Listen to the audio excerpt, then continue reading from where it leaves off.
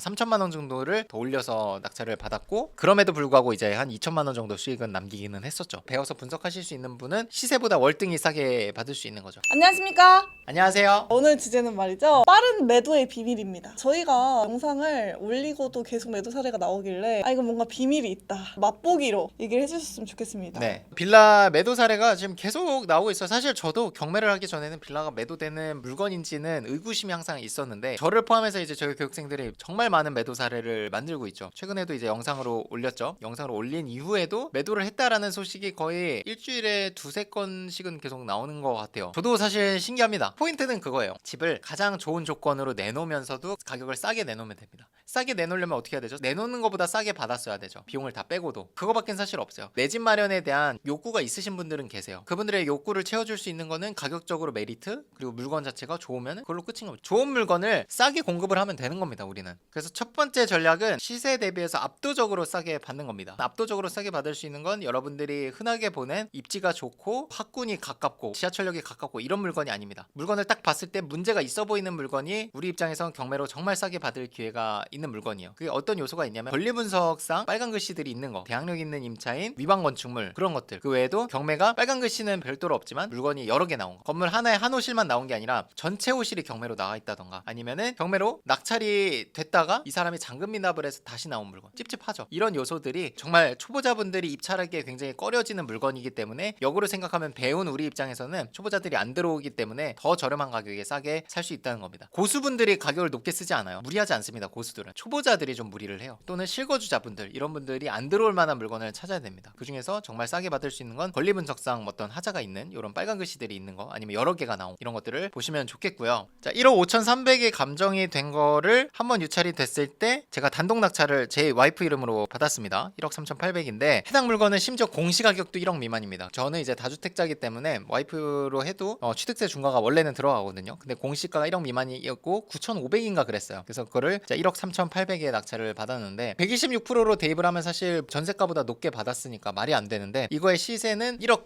6천에서 7천 정도는 받을 수 있다라고 해서 제가 1억 3,800을 쓴 겁니다. 자, 근데 이 당시 최저가가 얼마였냐면 1억 700이었습니다. 1억 700 최저가에 제가 1억 3,800을 썼는데 아무도 들어오지 않았어요. 제가 1억 1000에 낙찰을 받을 수도 있었던 거죠. 자, 그도 그럴 게 첫 번째 이슈가 4명이 들어와가지고 낙찰이 전차에 됐었는데 이분이 잔금 미납을 했습니다. 그게 찝찝한 부분 하나. 두 번째는 여기에 임차인분이 살고 계신데 대항력이 원래 있습니다. 전입날짜 2013년, 근저당이 2021년도예요. 8년 먼저 들어왔기 때문에 대항력이 원래는 있거든요. 보면은 매각물건 명세서에 어떤 게 명시가 되어 있냐면, 지금 나와 있는 이분은 나중에 가족관계증명서가 제출이 됐는데 소유자분의 배우자입니다. 배우자는 실제 전입을 했어도 대항력이 인정이 되지 않아요. 소유자 점유라고 간주를 하는 겁니다. 대법원 판례가 있어요. 전입 날짜가 빨라도 대항력이 성립될 수가 없구나. 그럼 내가 인수받는 게 없겠다. 시세조사만 해서 들어가면 되는 겁니다. 근데 아무도 안 들어왔어요. 1억 6,500에 실제로 제가 단타 매도를 했거든요. 그걸 1억 3,800에 받아도 잘 받은 거죠. 어쨌든 단수 차익으로 2,700 정도가 되니까. 근데 아무도 안 들어왔다는 거죠. 아까 말씀드린 다시 나온 재매각 사건이고요. 권리 분석상 일단 표면상으로는 대항력이 있는 임차인입니다. 자세히 보면 소유자의 배우자이기 때문에 대항력은 성립되지 않는 거죠. 그래서 이런 것들을 배운 사람은 안전하다고 판단할 수 있는 거고, 모르는 사람은 그냥 전입 날짜가 빠르니까 못 들어오는 거죠. 그리고 보증금 신고도 전혀 안 돼 있으니까. 그런 경쟁을 생각했으면 가격을 더 낮게 썼어야 되는데, 제가 경쟁자들이 좀 들어올 줄 알고 3천만 원 정도를 더 올려서 낙찰을 받았고, 그럼에도 불구하고 이제 한 2천만 원 정도 수익은 남기기는 했었죠. 배워서 분석하실 수 있는 분은 시세보다 월등히 싸게 받을 수 있는 거죠. 방금 제 물건도 5천만 원 정도 차익을 만들 수도 있었던 겁니다. 최저가로 가격을 썼다면. 이거 매도하는데 2개월밖에 안 걸렸어요. 제가 잔금 납부하고 2개월. 6월 29일 날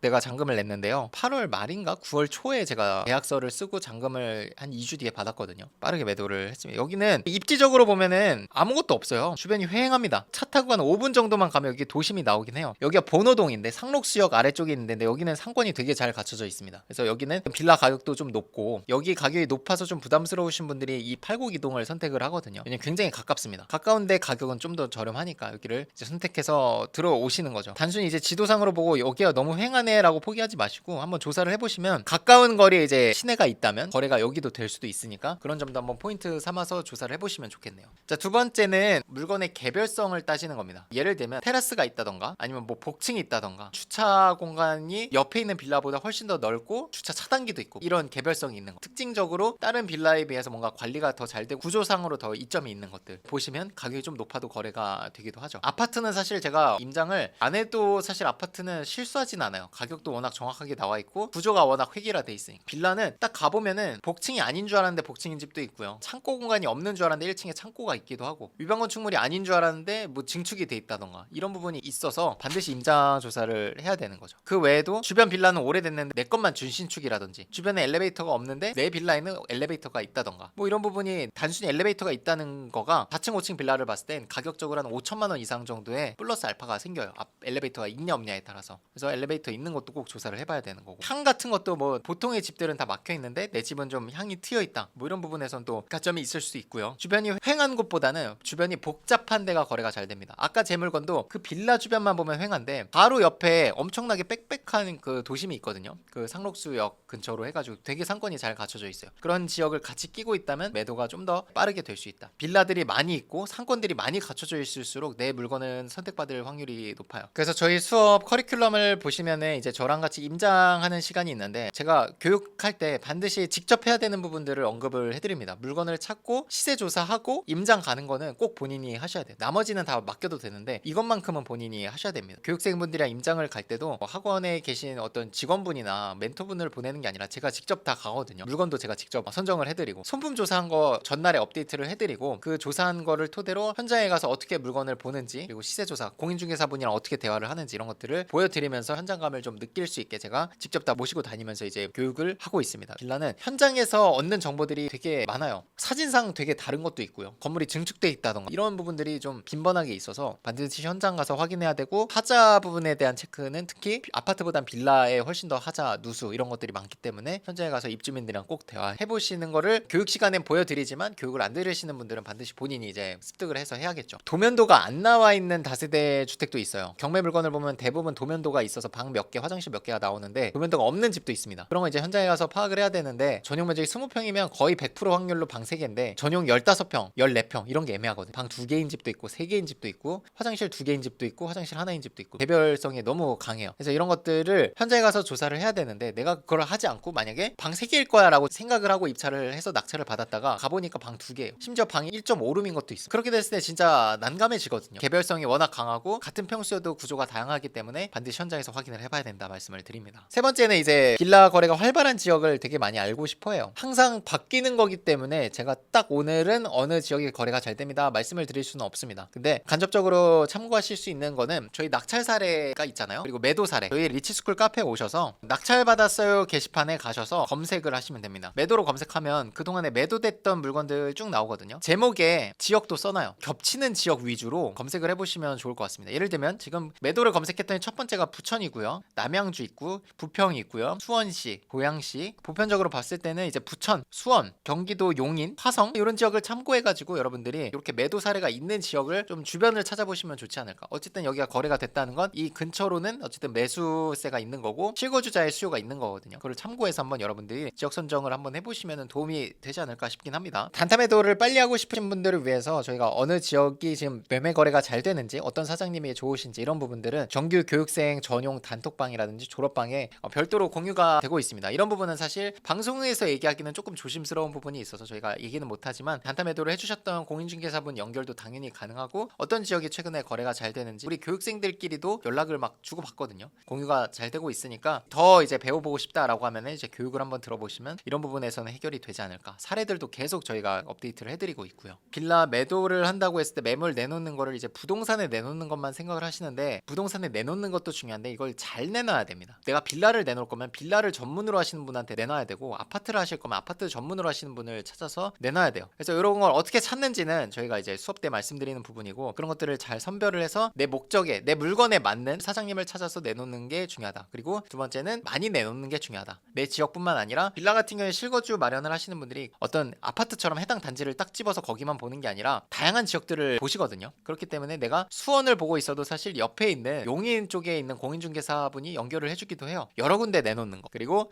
여러 플랫폼을 이용하자라는 거 세 번째인데, 당근 중고거래 플랫폼에 보시면 부동산 카테고리가 있습니다. 집주인이 직접 매물을 올릴 수 있어요. 내가 얼마에 팔고 싶고 엘리베이터 있고 뭐 이런 조건들을 다 상세하게 적을 수가 있어요. 내 집 마련을 준비하시는 분들이 보실 수도 있고, 또는 그 주변에 공인중개사분들이 보고 또 연락을 하세요. 나도 광고를 해도 되냐? 당연히 괜찮죠. 홍보가 더 되는 거고. 실제로 우리 교육생 교육생 중에서도 빌라 단타 매도를 하시는데 이 당근에 매물 소개를 잘 올리시고 사진도 잘 찍어 올리셔가지고 단타 매매를 성공하신 분이 계세요. 뭐 월세나 전세는 당근이나 뭐 다른 걸로 되는 걸 봤어도 실제 매매까지 되는 거는 못 봤거든요. 피터팬 내방 구하기라는 플랫폼도 있어요. 거기 플랫폼에도 올려놓으면 마찬가지로 실수요자라든지 투자자 아니면 공인중개사분들이 보고 또 연락을 하세요. 실제로 저희 교육생분들은 50개 이상은 기본으로 내놓는 것 같아요. 매매를 한다고 했을 때. 저희 리치스쿨 교육에 대해서 관심이 뜨겁거든요. 문의도 너무 많고 실장님 힘드시다고. 맞아. 영상에서나마 경장님이 딱 말씀해 주시는 건 또 다르지 않습니까? 한번 소개를 해주시면 좋을 것 같습니다. 저희 카페에 올라와 있는 여러 가지 서비스, 대리 입찰 서비스, 인테리어 서비스, 세무 대행 신고 서비스, 옥션원도 최근에 새로 제휴를 해서 1등 경매 사이트고 여기에서도 추가적으로 이제 이용권을 받으실 수 있는 거, 우리 법무사님의 명도 대행 서비스까지 받을 수 있다. 교육생을 받는 그 규모에 비해서 낙찰 사례가 정말 어마무시하게 나온다고 저는 생각을 하거든요. 확실히 성과를 만들어 드릴 수 있다. 이은혜 실장님이 오셔서 대출 상담 주신 거 다 피드백을 드리고 강의가 끝나고 나서 별도 시간을 할애해서 1대1로 상담까지 해주고 마무리를 하십니다. 매주 미션을 통해서 여러분들이 성실히 수행을 하면 마지막 주차에는 입찰까지 내가 이어질 수 있도록 하는 미션을 준비를 했습니다. 강의가 끝났다고 해서 남남이 되는 게 아니라 강의가 끝나고 나서 그때부터 시작이라고 생각을 하기 때문에 이제 저한테 궁금한 사항이나 저희 뭐 대행 서비스도 당연히 다 준비가 돼 있지만 무엇보다 이제 저한테 언제든지 365일씩 제가 피드백을 드릴 수 있다는 점. 어제도 급하게 어떤 분께서 피드백을 요청을 하셨어요. 어제 낮에 갑자기 물건을 찾으셨나 봐요. 내일이 입찰이라서 급하게 저한테 피드백을 요청하셨고 시간적인 여유가 별로 없는 상태에서도 제가 피드백을 드려서 뭐 고맙다라고 이제 메시지를 남겨주셨고요. 원칙적으로는 저희는 이틀 3일 정도 제가 피드백 드릴 시간을 주셔야 되는데 급하다고 하셔서 제가 우선적으로 피드백을 드렸습니다. 피드백은 저희 직원이나 멘토분한테 부탁하는 게 아니라 제가 직접 다 하고 있고 제 선에서 해결이 안 된 어떤 전문 법적인 지식이 필요한 부분은 저희 법무사님께 또 요청을 드려서 피드백을 드리기도 하니까 여러분들이 안전한 투자를 이어가기 위한 웬만하면 사고가 안 생기기는 합니다. 오늘도 고생 많으셨습니다. 감사합니다.